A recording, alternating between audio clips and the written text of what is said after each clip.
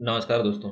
आज का मैं इस वीडियो में छत्तीसगढ़ में निकली नगर सेना अग्निशमन एवं आपातकालीन सेवाओं के लिए जो वैकेंसी जारी किया है या फिर वैकेंसी का नोटिफिकेशन जारी किया है, इसके बारे में हम आज के इस वीडियो में पूरे डिटेल से बात करने वाले हैं। ठीक है दोस्तों, इस नोटिफिकेशन में बहुत सारे ऐसे शर्त या रूल्स दिए हुए हैं जो आपको जानना बेहद ही जरूरी है, आवश्यकता है। ठीक है, आपकी इसकी पूरी जानकारी हो ताकि आप किसी भी शर्त से चूक ना जाएँ। ठीक है, और आपको पूरी नॉलेज होना चाहिए कि आप इस फॉर्म भरने के लिए क्या क्या योग्यताएं होनी चाहिए और क्या क्या शर्तें दे रखा है। ठीक है, तो इस वीडियो में हम पूरे डिटेल से बात करने वाले हैं। यदि आप भी इस वैकेंसी के लिए आवेदन फॉर्म भरने वाले हैं तो आपको यह जानकारी पूरी नॉलेज होना चाहिए, जानकारी होनी चाहिए। ठीक है, तो वीडियो को पूरा लास्ट तक जरूर देखें। यह है छत्तीसगढ़ का नगर सेना का ऑफिशियल वेबसाइट है। ठीक है, इसके वेबसाइट से ही हम इसकी नोटिफिकेशन को ओपन किए हैं। यह है नगर सेना के ऑफिशियल वेबसाइट के द्वारा या फिर उनके मुख्य ऑफिस से ये नोटिफिकेशन जारी किया हुआ है। ठीक है, नगर सेना ऊपर में आप हेडिंग में देख सकते हैं, नगर सेना अग्निशमन एवं आपातकालीन सेवाएं एसडीआरएफ के लिए यह वैकेंसी जारी किया हुआ है। ठीक है, इस वैकेंसी में दो प्रकार की भर्तियां या वैकेंसी फॉर्म भरे जाएंगे। ठीक है, हम पहला बिंदु से स्टार्ट करते हैं। ठीक, यहाँ पे पूरे एक एक बिंदु एक एक पॉइंट को हम डिटेल से बात करने वाले। ठीक है दोस्तों, वीडियो को लास्ट तक जरूर देखें। यदि हमारे चैनल पे फर्स्ट या फिर हमारे पहला वीडियो देख रहे हैं तो चैनल को जरूर सब्सक्राइब करें। ठीक है, इस वीडियो में आपको छत्तीसगढ़ में या फिर ऑल इंडिया कोई भी वैकेंसी से संबंधित नोटिफिकेशन निकलता है तो आपको ये देखने मिलेगा। और आप यदि कॉलेज के स्टूडेंट है तो छत्तीसगढ़ के स्टूडेंट कॉलेज या फिर स्कूल में हो या फिर कॉलेज स्टडी कर रहे हो कॉलेज में, तो आपको यहाँ से भी आपका नोटिफिकेशन मिलता रहता है। ठीक है, यदि आप बस्तर से महेंद्र कर्मा यूनिवर्सिटी में अगर पढ़ाई कर रहे हैं तो आपको इस चैनल को जरूर सब्सक्राइब करें, वहाँ का नोटिफिकेशन आपको पूरी इस वीडियो में मिलता रहता है। ठीक है, चलो अब हम इस वीडियो को स्टार्ट करते हैं पहला बिंदु से लेकर। ठीक है, पहला बिंदु में दिया है वर्तमान भर्ती हेतु प्राधिकार। ठीक है, उसमें पहला पॉइंट में दिया है 500 पद स्वयं सेवी नगर सैनिक के रिक्त पदों के लिए। ठीक है, ये जो 500 पद है ये इसी में बता रहा हूँ। ठीक है, ये दो प्रकार का वैकेंसी मैं बोला ना भर्ती, तो ये पहला बिंदु है, दूसरा बिंदु इसी में दिया हुआ है। ठीक है, पहला बिंदु में जो दिया है, पहला टाइप का जो वैकेंसी है भर्ती है वो 500 स्वयं सेवी नगर सैनिकों के लिए है। ठीक है, और दूसरा में आता है इसमें 500 पद है। ठीक है, किन के लिए है? स्वयं सेवी नगर सैनिकों के रिक्त पद इनको। ठीक है, ये इनके लिए।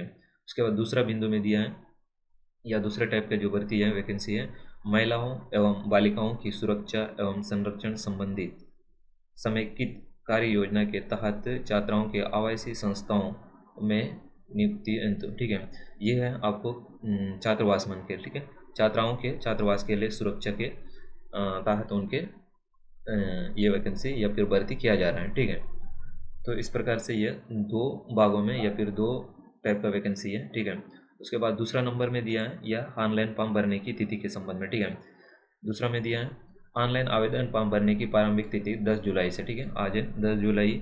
उसके बाद तीसरा नंबर में दिया ऑनलाइन आवेदन पत्र भरने की अंतिम तिथि है 10/8/2024, मतलब 10 अगस्त से है। ठीक है, मतलब लगभग लगभग पूरा एक महीने का टाइम दिया हुआ है। यदि किसी प्रकार का त्रुटि कर जाते हैं तो सुधरने का समय दिया हुआ है 17/8/2024। ठीक है, यहाँ आप सुधर सकते हैं। ठीक है, अलग से 17/8 मतलब 17 तारीख तक सुधर सकते हैं। ठीक है, परीक्षा शुल्क दिया है यहाँ पे, कैटेगरी के हिसाब से आपको शुल्क पेमेंट करना होगा। ठीक है, यह ऐसा छत्तीसगढ़ में अभी तक बहुत से ऐसी वैकेंसी है जो बिना पेमेंट किए आप आवेदन कर सकते थे, लेकिन यहाँ पे शुल्क दे रखा है। ठीक है, आपको आवेदन फॉर्म भरने के लिए शुल्क पेमेंट करना बहुत ही जरूरी है। ठीक है, यहाँ अनारक्षित या अन्य पिछड़ा वर्ग या जनरल, ठीक है, या जनरल या फिर अन्य पिछड़ा वर्ग के लिए 300 रुपया पेमेंट करना होगा।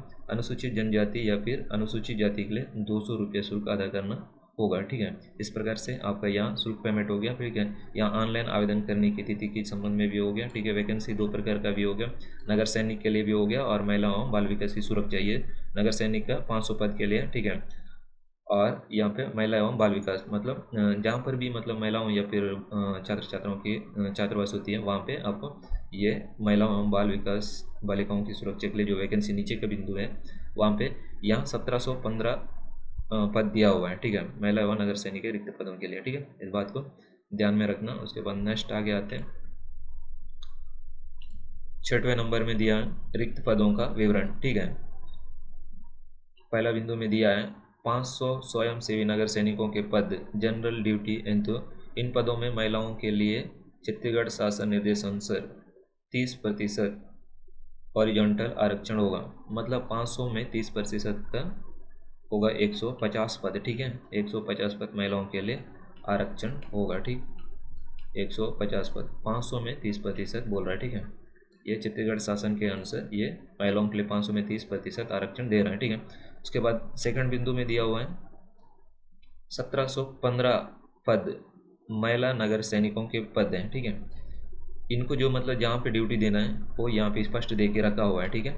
महिलाओं एवं बालिकाओं के सुरक्षा एवं संरक्षण संबंधी समेकित कार्य योजना के तहत छात्राओं के आवासीय संस्थाओं में नियुक्ति है, तो ठीक है, समझ रहे हैं। यहाँ जहाँ पर भी बालिकाओं की हॉस्टल होगी वहाँ की सुरक्षा के लिए इनका नियुक्ति या फिर पद नियुक्ति किया जा रहा है, ठीक है। अगर जनरल ड्यूटी के लिए अगर आप भरना चाहें तो यहाँ इस पद के लिए भर सकते हैं, ठीक है। स्वयं सेवी नगर सैनिकों के लिए यदि आप जनरल ड्यूटी करना चाहते हैं तो, ठीक है। अगर हॉस्टल में बालिकाओं की छात्रावास में अगर ड्यूटी करना है तो यहाँ पे महिला नगर सैनिकों के पद पर आप आवेदन कर सकते हैं, ठीक है। यहाँ पे पदों की विवरण दिया हुआ है विस्तार, ठीक है। रिक्त पदों की संख्या वर्गवार निम्नानुसार पदों की संख्या परिवर्तनीय है, ठीक है। यहाँ दिया है 500 नगर सैनिकों के रिक्त पद का वर्गवार विवरण जनरल ड्यूटी है, तो यहाँ पे जनरल ड्यूटी का वितरण यहाँ पे दिया हुआ है इस टेबल में, ठीक है। कौन कौन से जिले में और किस किस कैटेगरी के लिए कितना कितना पद यहाँ पे बटा हुआ है आप इस टेबल में देख सकते हैं, ठीक है। जिले का नाम दिया हुआ है यहाँ पे, ये जिले का नाम है, ठीक है। यहाँ पे वर्गवार रिक्तियों की संख्या बटा हुआ है, ठीक है। ये आपको जिला इस कॉलम में देखना होगा, ठीक है। यहाँ कैटेगरी में बटा हुआ दिख रहा है, ठीक है। यहाँ अनारक्षित मतलब पुरुष और महिला जनरल के लिए, ठीक है। अनारक्षित में ए पुरुष है और अनारक्षित में ए महिला है, जनरल के लिए ना। रायपुर, जैसे यहाँ रायपुर दिया है, पुरुष के लिए कितना दिया है 22 और महिला के लिए 9 दिया है। इस प्रकार से आप जिला वाइज आप देख सकते हैं, ठीक है, कौन से जिले में कौन से कैटेगरी के लिए कितना पद दिया हुआ है। या अन्य पिछड़ा वर्ग के लिए पुरुष के लिए 5 दिया है, कहाँ के लिए, रायपुर के लिए, ठीक है, रायपुर दिख रहा है। और यहाँ पे महिलाओं के लिए 2 दिया है। यहाँ अनुसूचित जाति के लिए 5 दिया है पुरुष के लिए और यहाँ महिला के लिए 2 दिया हुआ है, ठीक है। अनुसूचित जनजाति के लिए यहाँ पुरुष के लिए 2 दिया और महिला के लिए यहाँ पे 0 दिया हुआ है। इस प्रकार से होता हुआ यहाँ टोटल पुरुष के लिए 39 मतलब 39 दिया हुआ, यहाँ महिला के लिए 21 दिया हुआ, कौन से, रायपुर जिले के लिए, ठीक है। उसके बाद टोटल पद है यहाँ पे 60। इस प्रकार से आप अपने जिस भी डिस्ट्रिक्ट से हो या फिर जिले में मतलब देखना है तो आप यहाँ से डिटेल से देख सकते हैं, ठीक है। उसके बाद नेक्स्ट आता है दूसरे प्रकार की वैकेंसी के लिए जो छात्रावास के लिए, ठीक है। यहाँ पे दिया है महिलाओं एवं बालिकाओं की सुरक्षा एवं संरक्षण संबंधी समेकित कार्य योजना के तहत छात्राओं के आवासीय संस्थाओं में नियुक्ति है, तो 1715 स्वयं से महिला नगर सैनिकों के रिक्त पदों की वर्गवार वितरण है, ठीक है। जो 1715 पद के लिए यहाँ नीचे टेबल में पूरा विस्तरण दिया हुआ है, ठीक है। इसमें भी ऐसी सेम दिया हुआ है जिले वाइज और जिले में कैटेगरी के हिसाब से बटा हुआ है, ठीक है। आप यहाँ देख सकते हैं इस कॉलम में नाम दिया है, ठीक है, जिले का नाम, और यहाँ पे आपको इस नीचे कॉलम वाइज डिस्ट्रिक्ट दिखाई देगा, ठीक है। इसमें वर्गवार यहाँ बटा हुआ है, ठीक है। ये अनुसूचित जाति है, अनुसूचित जनजाति है, अन्य पिछड़ा वर्ग है, यहाँ अनारक्षित है, ठीक है। यहाँ अनारक्षित में अनारक्षित को पीछे रखा हुआ है, ठीक है, उसमें आगे रखा हुआ है, ठीक है। इस प्रकार से आप देख सकते हैं। जैसे यहाँ रायपुर दिया है तो अनुसूचित जाति के लिए 2 दिया हुआ है, ठीक है। यहाँ पुरुष या महिला के लिए नहीं दिया हुआ है, ठीक है। सिर्फ ये ना महिलाओं के लिए है ना, इस बात को ध्यान में रखना, ठीक है, समझ रहे हो। यहाँ पे सिर्फ महिलाओं के लिए ही होगा क्योंकि ये महिलाओं के लिए वैकेंसी है और महिलाओं की जगह पे ही ये सुरक्षित या फिर ड्यूटी सुरक्षा या ड्यूटी करने का काम है, ठीक है। इसलिए यहाँ सिर्फ महिलाओं की भर्ती होगी, जो 1715 पदों के लिए महिलाओं के लिए ही होगा, ठीक है। इसमें पुरुष आवेदन नहीं कर सकते हैं, इस बात को ध्यान देना। जो भी मतलब पुरुष अभ्यर्थी आवेदन करने वाले होंगे तो इसमें आप आवेदन नहीं कर सकते हैं, ठीक है, महिला एवं बालिकाओं की सुरक्षा के लिए, ठीक है। यहाँ पे रायपुर में दिया है अनुसूचित के लिए 2, अनुसूचित जनजाति के लिए 1, अन्य पिछड़ा वर्ग के लिए 3 और अनारक्षित के लिए 9। इस प्रकार से यहाँ टोटल 15 पद दिया हुआ है, ठीक है। तो इसी प्रकार से आप जिस भी डिस्ट्रिक्ट से देखना चाहते हैं, ठीक है, आप यहाँ विस्तार से देख सकते हैं, ठीक है। जैसे यहाँ पे सुकमा का दिया हुआ है, ठीक है, जो भी मतलब सुकमा से बिलोंग करते हैं या फिर सुकमा डिस्ट्रिक्ट का देखना चाहते हैं तो यहाँ पे दिया हुआ है अनुसूचित के लिए 2, अनुसूचित जनजाति के लिए 88 और यहाँ पे अन्य पिछड़ा वर्ग के लिए 7 और यहाँ पे अनारक्षित के लिए 8, ठीक है। और यहाँ पे बैकलॉग पद के लिए भी दिया हुआ है, ठीक है। यहाँ पे अनुसूचित के लिए 1, अनुसूचित जनजाति के लिए 27 और अन्य पिछड़ा वर्ग के लिए 2, अनारक्षित के लिए 0। इस प्रकार से होता हुआ यहाँ पे टोटल 135 पद की वैकेंसी है, ठीक है, भर्ती होगी सुकमा जिले के लिए, ठीक है। नेक्स्ट आता है, इस प्रकार से वैकेंसी कैटेगरी के हिसाब से बटा हुआ है, ठीक है। अब नेक्स्ट आता है यहाँ पे उपरोक्त विज्ञप्ति, ठीक है, ये दिल्ली के। और यहाँ पे 7वें नंबर पे हम देखेंगे सीधी भर्ती के लिए पात्रता एवं शर्तें, ठीक है। आपको इस भर्ती के लिए क्या क्या पात्रता होनी चाहिए, ठीक है। तो पहला नंबर में दिया हुआ है उम्मीदवार को संबंधित जिले का मूल निवासी होनी चाहिए। इसके लिए सक्षम अधिकारी का मूल निवास प्रमाण पत्र प्रस्तुत करना होगा, ठीक है। ये आपको जिस भी मतलब जिले से आप आवेदन करना चाहते हैं उसके निवास प्रमाण पत्र होना चाहिए, ठीक है, उस जिले का होना चाहिए, ठीक है। एसडीएम या तहसीलदार का बना हुआ होना चाहिए, ठीक है। यहाँ स्पष्ट कर दिया है सक्षम अधिकारी, ठीक है। तो इसका मतलब एसडीएम या फिर तहसीलदार से ही बना होना चाहिए, ठीक है। दूसरे नंबर में आता है उम्मीदवार का छत्तीसगढ़ राज्य के किसी भी जिला रोजगार कार्यालय में जीवित पंजीयन होना आवश्यक है। दोस्तों इस बात को ध्यान में रखो कि आपका पंजीयन फॉर्म भरने से पहले आपका पंजीयन उस डेट से पहले पंजीयन होना चाहिए या फिर उस डेट का भी पंजीयन होना चाहिए, ठीक है। ऐसा नहीं है कि आप पहले फॉर्म भरा लिए बाद में पंजीयन कराए तो फिर आप डेट में पकड़ा जाओगे, ठीक है। और पंजीयन करने के लिए आपको आधार कार्ड से मोबाइल नंबर लिंक होना जरूरी, तभी आप पंजीयन कर पाएंगे, ठीक है। इस बात को नोट कर लेना। रोजगार पंजीयन जीवित होना आवश्यक है इस फॉर्म को या इस एप्लीकेशन को भरने के लिए, ठीक है। तीसरे नंबर में दिया उम्मीदवार का आचरण पूर्वत अच्छा होना चाहिए, ठीक है। आपका कैरेक्टर अच्छा होना चाहिए, किसी भी प्रकार का कहीं पर भी पुलिस या फिर एफआईआर दर्ज नहीं होना चाहिए, नहीं तो आपका रिजेक्ट हो सकता है। या वेतन से संबंधित दिया हुआ है, पहला नंबर में दिया है या नियमित शासकीय सेवा नहीं होंगे, ठीक है। ये सरकार के रेगुलर पद नहीं होंगे बोल रहा है, या नियमित शासकीय सेवक नहीं होंगे, समझ रहे हैं, ठीक है। दूसरे नंबर में दिया है नियमित शासकीय सेवा की परिधि में नहीं आने से इन्हें नियमित वेतनमान की पात्रता नहीं होगी, ठीक है। और यह निश्चित वेतनमान ना आपका सैलरी के भी पात्रता नहीं होंगे बोल रहे, ठीक है। इन्हें छत्तीसगढ़ शासन द्वारा समय समय पर स्वीकृत मानदेय व अन्य भत्ते प्राप्त होंगे, ठीक है। जो भी मतलब मानदेय होता है, जो अनुमानित या फिर मानदेय एक निश्चित होता है या फिर अन्य भत्ते ही प्राप्त होंगे। इन्हें छत्तीसगढ़ शासन द्वारा समय समय पर जो भी मतलब भत्ता लागू होगा वो आपको दिया जाएगा, ठीक है। उसके बाद 9वें नंबर में आता है आयु सीमा। किसी भी वर्ग के उम्मीदवार की आयु भर्ती प्रक्रिया शुरू होने के दिनांक अर्थात 1 जुलाई 2024 वर्ष 24 को 19 वर्ष से कम और 40 वर्ष से अधिक नहीं होना चाहिए, ठीक है। यहाँ स्पष्ट आयु के संबंध में स्पष्ट कर चुका है या फिर कर दिया है, दे रखा है, ठीक है। यहाँ 19 वर्ष से नीचे नहीं होना चाहिए और 40 वर्ष से अधिक नहीं होना चाहिए, ठीक है। यह कंडीशन दिया हुआ है। 19 वर्ष से लेकर 40 वर्ष का जो भी इस डेट में 1 जुलाई 2024 तक यह उम्र होना चाहिए या फिर इस सीमा के इस रेंज के अंदर होना चाहिए, ठीक है। 19 से 40 वर्ष के बीच में होना चाहिए 1 जुलाई 2024। दूसरा में दिया आत्मसमर्पित अथवा नक्सल पीड़ित व्यक्तियों एवं उनके परिवार के सदस्यों को नगर सैनिक के पद पर नियुक्ति हेतु समस्त वर्ग के अभ्यर्थियों के लिए अधिकतम आयु 45 वर्ष से अधिक नहीं होना चाहिए, ठीक है। यदि कोई भी ऐसा मतलब कैंडिडेट या फिर उम्मीदवार है जो आत्मसमर्पित किया है, ठीक है, तथा नक्सल पीड़ित व्यक्तियों या उनके परिवार के सदस्यों को नगर सैनिक के पद पर नियुक्ति हेतु समस्त वर्ग के अभ्यर्थियों के लिए, ठीक है, जो भी ऐसा है तो उनको 45 वर्ष से अधिक नहीं होना चाहिए, ठीक है। यहाँ शैक्षणिक अर्हता दिया हुआ है, आपकी योग्यता या फिर आपकी पढ़ाई कितनी होनी चाहिए इस फॉर्म को या वैकेंसी को भरने के लिए, ठीक है। पहला नंबर में दिया हुआ है सामान्य वर्ग, ठीक है, जो जनरल में आते हैं, अन्य पिछड़ा वर्ग, ठीक है, ओबीसी तथा अनुसूचित जाति के लिए 10+2 प्रणाली के अंतर्गत, ठीक है, 10वीं अथवा हायर सेकेंडरी परीक्षा उत्तीर्ण होना आवश्यक है। ये 10+2 की पद्धति में आपको 10वीं और 12वीं दोनों कक्षा ही उत्तीर्ण होना आवश्यक है, ठीक है। यहाँ स्पष्ट करके रखा हुआ है 10+2 प्रणाली के अंतर्गत 10वीं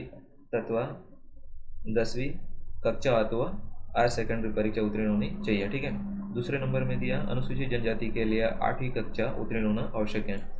तीसरा नंबर में दिया है नक्सल प्रभावित क्षेत्रों में आत्मसमर्पित अथवा नक्सल पीड़ित व्यक्तियों या उनके परिवार के सदस्यों को सामान्य या फिर अन्य पिछड़ा वर्ग एवं अनुसूचित जनजाति के नक्सल प्रभावित क्षेत्रों के अभ्यर्थियों के लिए शैक्षणिक योग्यता 8वीं पास एवं अनुसूचित जनजाति के अभ्यर्थियों के लिए 5वीं पास होना चाहिए। ठीक है, ये तीसरे नंबर पे आपको ध्यान देने वाली बात है। ठीक है, जो भी नक्सल पीड़ित हो गया, ठीक है, या फिर उनके परिवार से संबंधित हो गया, आत्मसमर्पित हो गया, ठीक है, इस प्रकार से जो भी मतलब है तो उनका कैटेगरी यहाँ दिया हुआ है। ठीक है, नक्सल प्रभावित क्षेत्र के अंतर्गत आने वाले या फिर नक्सल पीड़ित व्यक्तियों या उनके परिवार के सदस्यों को सामान्य वर्ग, अन्य पिछड़ा वर्ग एवं अनुसूचित जनजाति नक्सल प्रभावित क्षेत्र के अभ्यर्थियों के लिए शैक्षणिक सहायता इस प्रकार दिया हुआ है। ठीक है, इनका 8वीं होना चाहिए, इनके लिए जो भी मतलब सामान्य अन्य पिछड़ा वर्ग या अनुसूचित जाति के लिए ना 8वीं पास होना चाहिए और अनुसूचित जनजाति के लिए 5वीं पास होना चाहिए। ठीक है, ये तीसरा नंबर में दिया है। सामान्य वर्ग, अन्य पिछड़ा वर्ग और अनुसूचित जाति के लिए 8वीं पास और अनुसूचित जनजाति के लिए 5वीं पास। ठीक है, क्लियर। यहाँ पे अब शैक्षणिक अर्हता के बारे में बता रहा है। ठीक है, शैक्षणिक अर्हता यहाँ पे दिया हुआ है, शारीरिक मापदंड जो भी है। ठीक है, ऊंचाई 168, ठीक है, ऊंचाई 168 सेंटीमीटर या उससे अधिक सामान्य वर्ग, अनुसूचित जाति या तथा अन्य पिछड़ा वर्ग के लिए होना चाहिए। ठीक है, 153 सेंटीमीटर या उससे अधिक राजस्व जिले दक्षिण बस्तर, दंतेवाड़ा, नारायणपुर, बीजापुर, बस्तर, उत्तर बस्तर, कांकेर, कोरिया, सरगुजा एवं जसपुर यहाँ के अनुसूचित जनजाति के लिए 153 होना चाहिए। ठीक है, वर्ग की महिला एवं पुरुष अभ्यर्थियों के लिए 158 सेंटीमीटर या अधिक शेष राजस्व जिले के अनुसूचित जनजाति के पुरुष तथा सभी वर्ग के महिलाओं के लिए। ठीक है, यहाँ पे स्पष्ट देख के रखा है। ठीक है, ऊंचाई 168 सेंटीमीटर होना चाहिए। ठीक है, और यहाँ पे सीना के बारे में दिया हुआ है। ठीक, फुलाए 81 सेंटीमीटर जब, ठीक है, बिना फुलाए आपको 81 सेंटीमीटर होना चाहिए इनके लिए, अनुसूचित अभ्यर्थियों के लिए। ठीक है, 74 सेंटीमीटर और फुलाने पर 84 सेंटीमीटर होना चाहिए। मतलब यहाँ पे 5 सेंटीमीटर का डिस्टेंस होना चाहिए। ठीक है, अंतराल होना चाहिए अनुसूचित जाति या अनुसूचित जनजाति अभ्यर्थियों के लिए। 81 सेंटीमीटर अभ्यर्थियों का सीना फुलाने के एवं बिना फुलाए पर कम से कम 5 सेंटीमीटर विस्तार होना चाहिए। ठीक है, जो भी है यहाँ पे दिया हुआ है। ठीक है, आपको बिना फुलाए और फुलाने के बाद आपको दोनों में 5 सेंटीमीटर का गैप होना चाहिए। ठीक है, यहाँ पे गाँव में दिया हुआ है, अभ्यर्थी में नाक, नी, प्लेट फुट ना हो एवं शरीर के रूप में अपंग नहीं होना चाहिए। यह अर्हता सभी वर्ग के अभ्यर्थियों के लिए अनिवार्य होगी। सभी अभ्यर्थियों को चिकित्सीय दृष्टि से योग्य होना चाहिए। ठीक है, यह सभी मतलब कैटेगरी के लिए योग्य होगा, किसी को भी यहाँ छूट नहीं होगा। ठीक है, आप शरीर से विकलांग नहीं होना चाहिए। ठीक है, उसके बाद आता है, अब बाकी यहाँ पर भी देख सकते हैं। ठीक है, शारीरिक आहार का मतलब ये है दौड़ भाग से संबंधित है, तो आपको मतलब हाथ पैर या फिर शरीर पूरा ठीक ठाक होना चाहिए, आँख की दृष्टि वगैरह। ठीक है, तो शरीर दक्षता परीक्षा यहाँ पे दिया हुआ है, पुरुषों के लिए, महिलाओं के लिए जो भी है। ठीक है, पुरुषों के लिए दिया हुआ है और 100 मीटर दौड़ 25 अंक का होगा। ठीक है, और यह महिलाओं के लिए होगा 800 मीटर दौड़ 50 अंक का। यहाँ पुरुष के लिए 800 मीटर दौड़ 25 का रहेगा, लंबी कूद रहेगा 25 का महिलाओं के लिए, और लंबी कूद इनके मतलब सबके बराबर रहेगा। पुरुषों के लिए 100 मीटर दौड़ रहेगा 25 अंक का और महिलाओं के लिए 800 मीटर दौड़ रहेगा। ठीक है, 50 अंक का। यहाँ पर भी महिला पुरुषों के लिए 100 मीटर रहेगा, 800 मीटर रहेगा, लंबी कूद भी है, ऊंची कूद भी है। ठीक है, सब 25-25 नंबर का दिया हुआ है। यहाँ महिलाओं के लिए 800 मीटर रहेगा 50 अंक का। ठीक है, उनकी बाकी लंबी और ऊंची कूद 25-25 नंबर का होगा।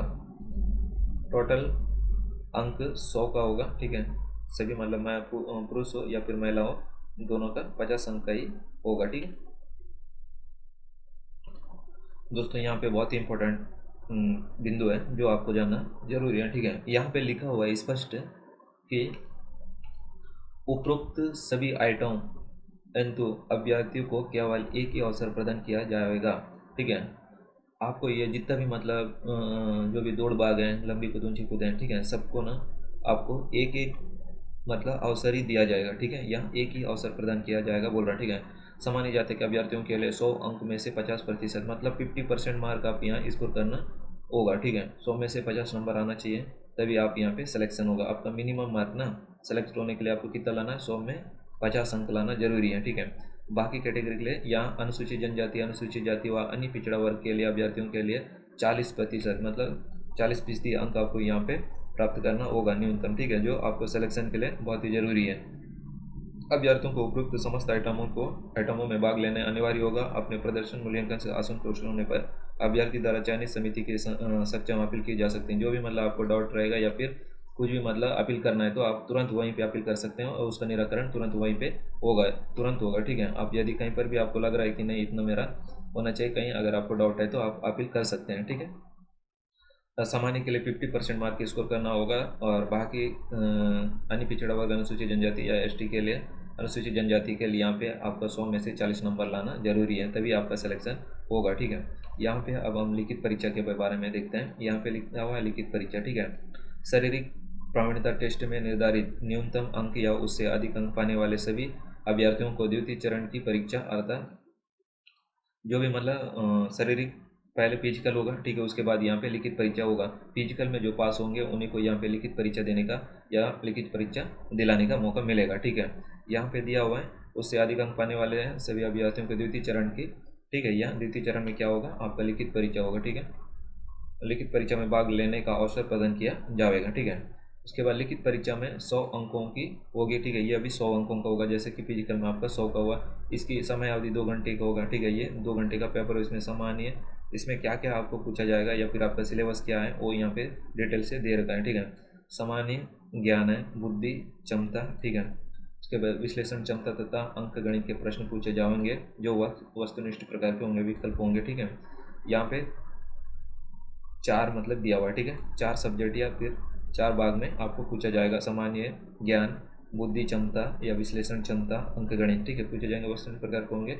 इस परीक्षा में भी अनारक्षित वर्ग के उम्मीदवार को 50% लाना जरूरी है, ठीक है। यहाँ पर भी नोट ध्यान देने वाली बात है, जो जनरल कैटेगरी के अंतर्गत अभ्यर्थी आते हैं उनको 100 में से 50 नंबर स्कोर करना बहुत ही जरूरी है, तभी आपका सिलेक्शन या हो सकता है, ठीक है। बाकी अनुसूचित जनजाति, अनुसूचित जाति व अन्य पिछड़ा वर्ग के उम्मीदवारों के लिए न्यूनतम 40% लाना अनिवार्य है, ठीक है। यहाँ पर भी शारीरिक और लिखित परीक्षा में दोनों में सेम दिया हुआ है, ठीक है। आपको सिलेक्शन होने की जो बेंच मार्क है, ठीक है, न्यूनतम आपको 50 और 40 लाना ही पड़ेगा, ठीक है, तभी आपसे हो पाएगा। यहाँ पे कुछ बोनस अंक के संबंधित दिया हुआ है, इसको भी आप देख लेते हैं, ठीक है। यहाँ जिसने विद्यालय या महाविद्यालय का कम से कम संवर्ग स्तरीय विश्वविद्यालय स्तरीय खेलकूद प्रतियोगिता में सदस्य के रूप में पिछले 3 वर्षों में कभी भी प्रतिनिधित्व करते हुए टीम अथवा व्यक्तिगत स्पर्धा में कोई पदक प्राप्त किया है तो उसको 5 नंबर मिलेगा, ठीक है। ये है आपका बोनस अंक, ठीक है। इस प्रकार के जो भी है स्कूल या फिर कॉलेज में संवर्ग स्तरीय या विश्वविद्यालय स्तरीय खेलकूद प्रतियोगिता में मतलब एकल हो या फिर सामूहिक जो भी मतलब खेल प्रतिस्पर्धा में आपका सर्टिफिकेट प्राप्त किया है तो आपको 5 नंबर बोनस अंक मिलेगा, ठीक है।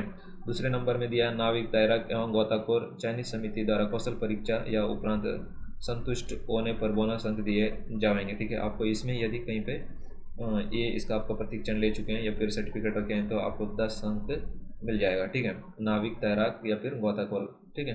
उसके बाद तीसरे नंबर में आता है एनसीसी प्रमाण पत्र, ठीक है। यहाँ एनसीसी प्रमाण पत्र की धारिता, यदि एनसीसी का आपका सी प्रमाण पत्र है तो आपको 5 नंबर मिलेगा।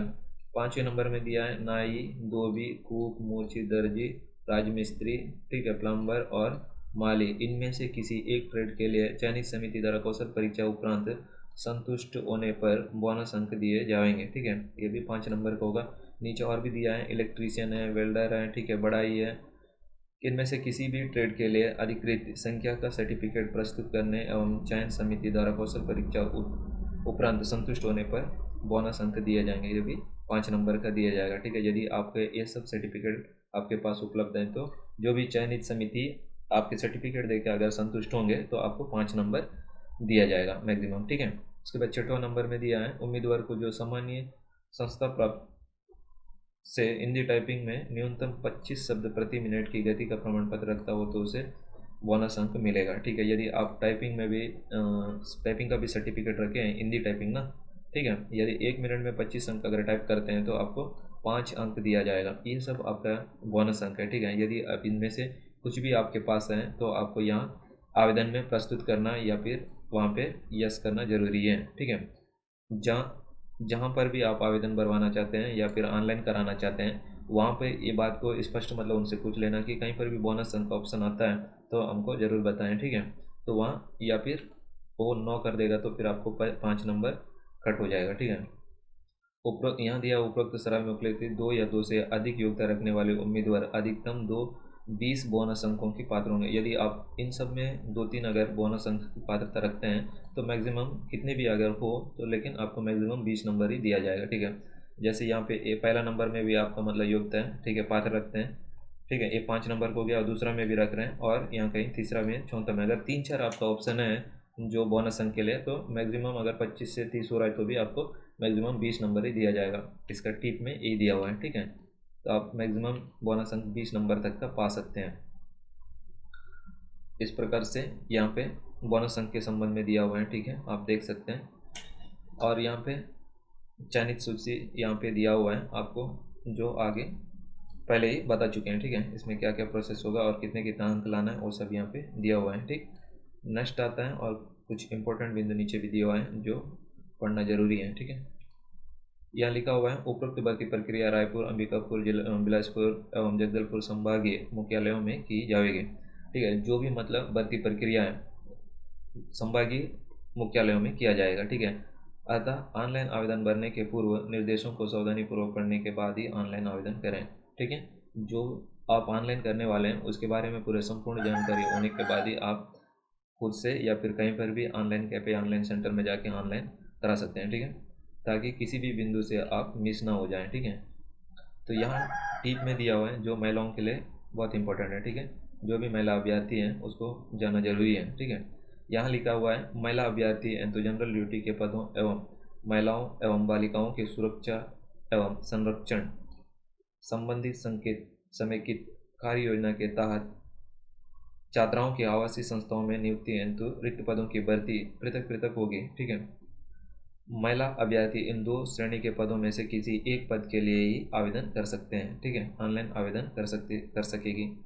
महिला एवं बाल विकास की सुरक्षा हेतु चयनित महिला नगर सैनिक को जिले के दूरस्थ छात्रावासों में सुरक्षा हेतु पदस्थ किया जाएगा, ठीक है। यहाँ पे जनरल ड्यूटी को छोड़कर जो मतलब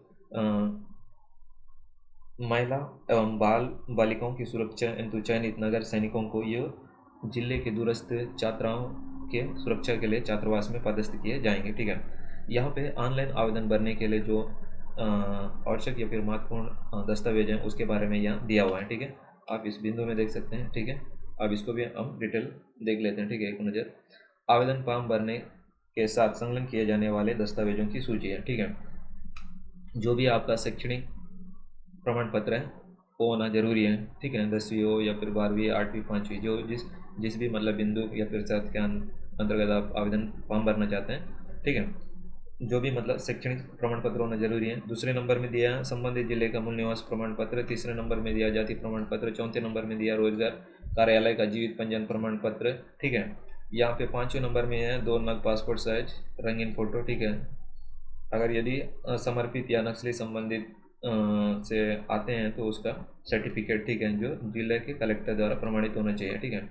यहाँ पे बोनस अंक एंतु दिया हुआ है संभागीय स्त्री विश्वविद्यालय स्त्री खेल कूद, ठीक है, प्रतियोगिता प्राप्त प्रमाण पत्र, एनसीसी प्रमाण पत्र या ड्राइविंग लाइसेंस बारी 1 हिंदी टाइपिंग प्रमाण पत्र, ये सब आपके बोनस अंक के लिए प्रमाण पत्र होना चाहिए, ठीक है दोस्तों। इस प्रकार से यह नोटिफिकेशन यहाँ पे समाप्त हो जाता है, ठीक है। बहुत लंबा हो गया। यदि आपको कहीं पर भी समझ में नहीं आए तो आप इसके मतलब इस PDF का लिंक डिस्क्रिप्शन में डाल दूंगा, ठीक है। उसको ओपन करके आप आराम से डिटेल से देख सकते हैं, ठीक है। तो दोस्तों वीडियो में कहीं पर भी समझ में नहीं आए तो कमेंट में ज़रूर पूछें। वीडियो में इतना ही है। अगर इसी प्रकार का या फिर इस वैकेंसी से संबंधित और भी जानकारी अपडेट पाना चाहते हैं तो चैनल को जरूर सब्सक्राइब करें, ठीक है। आपको इस चैनल में हर दिन आपको अपडेट मिलता रहेगा। इस वैकेंसी हो या फिर नया वैकेंसी हो, कॉलेज का एडमिशन हो या फिर कोई और भी अन्य जानकारी, ठीक है, छत्तीसगढ़ से संबंधित या फिर ऑल इंडिया के संबंधित। चैनल को सब्सक्राइब जरूर करो। वीडियो देखने के लिए धन्यवाद दोस्तों।